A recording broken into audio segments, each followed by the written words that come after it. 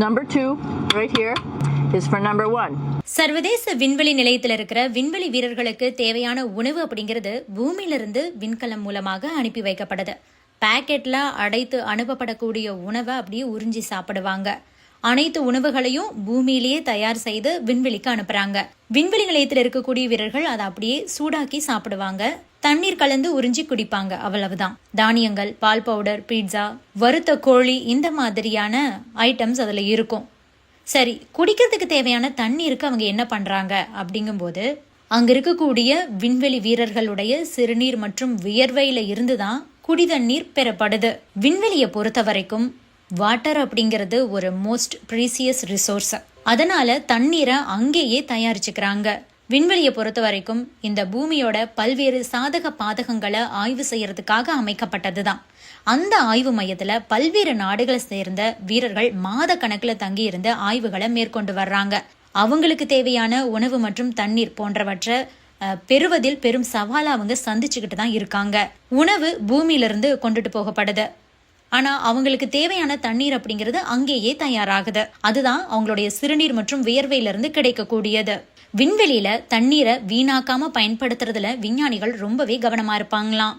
குறிப்பா விண்வெளி வீரர்களுடைய சிறுநீர் மற்றும் வியர்வை கூட வீணாகாம மறுசுழற்சி செய்யப்பட்டு தூய்மையான தண்ணீரா, ஃப்ரெஷ் வாட்டரா மாற்றப்படுது.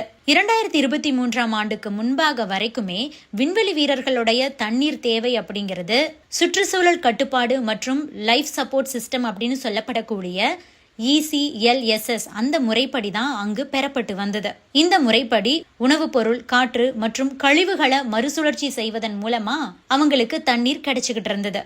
தற்போது UPA அப்படின்னு சொல்லப்படக்கூடிய யூரின் ப்ராசஸர் அசம்பிளி மூலமா விண்வெளியில வீரர்களுக்கு தற்போது அங்கு வாட்டர் ரெக்கவரி சிஸ்டம் மூலமா அவங்க தண்ணீரை கிடைக்க பெறாங்க.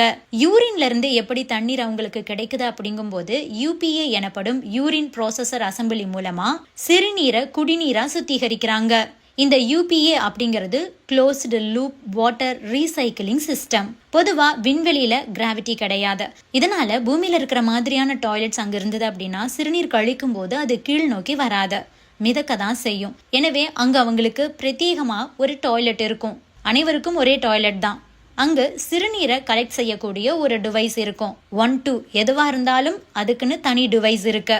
அது எப்படின்னா ஹோஸ் வித் ஃபனல் அந்த மாதிரியான ஒரு அமைப்புல பொருத்தி அதுல யூரினேட் பண்ணுவாங்க.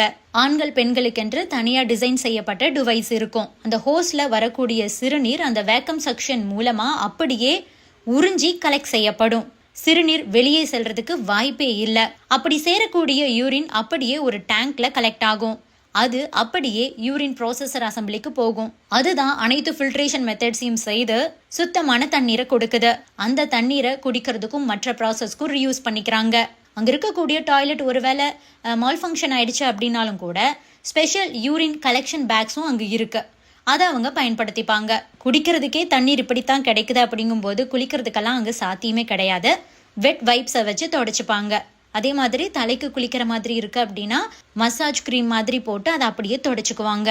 சரி, வியர்வையிலிருந்து எப்படி தண்ணீர் கிடைக்குது அப்படின்னா ஆஸ்ட்ரோனட்ஸ் எக்ஸசைஸ் பண்ணும்போதும் சரி, அவங்களோட டெய்லி ஆக்டிவிட்டீஸின் போது ஸ்வெட் வெளியேறும். ஆனால் அது பூமியில் இருந்தோம் அப்படின்னா வியர்வை கீழ் நோக்கி போகும். ஆனால் விண்வெளின்னு வரும்போது இந்த வியர்வை துளிகள் தோல்ல ஒட்டிக்கிட்டும் இருக்காது, கீழையும் போகாது. மாறா அப்படியே மிதக்கும், ஃப்ளோட்டிங் டிராப்லெட்ஸாக இருக்கும். அப்போது அந்த விண்வெளி நிலையத்துக்குள்ள இருக்கிற ஏர்ஃப்ளோ சிஸ்டம்ஸ் மூலமா அப்படி மிதக்கக்கூடிய ஃப்ளோட்டிங் டிராப்லெட்ஸ் அப்படியே எவாபரேட் ஆகும். பின்னர் மாய்ஸ்சரா கன்வெர்ட் ஆகி கண்டென்சிங் ஹீட் எக்ஸ்சேஞ்சர் மூலமா அந்த ஈரத்தன்மை இழுக்கப்படுது. அப்புறம் அந்த கலெக்ட் ஆகக்கூடிய மாய்ஸ்சர் அப்படியே வாட்டர் ரெக்கவரி சிஸ்டத்துக்கு போகுது. ஆக இப்படித்தான் விண்வெளியில சிறுநீர், வியர்வை போன்றவற்றிலிருந்து மல்டிபிள் ஃபில்டர்ஸ் மூலமா கண்டாமினன்ஸ், சால்ட், பாக்டீரியா அது எல்லாமே நீக்கப்பட்டு சில கெமிக்கல் ட்ரீட்மெண்ட்ஸ் எல்லாம் செய்ததுக்கு அப்புறமா அது குடிக்கிறதுக்கு ஏதுவான சுத்தமான தண்ணீரா, ஃப்ரெஷ் வாட்டரா மாறுது. இந்த தண்ணீரை தான் குடிக்கிறதுக்கும் சில ஃபுட் ப்ரிப்பரேஷன்ஸ்க்கும் ஹைஜீன், எலக்ட்ரோலிசிஸ் ஆகியவற்றுக்கு பயன்படுத்துறாங்க.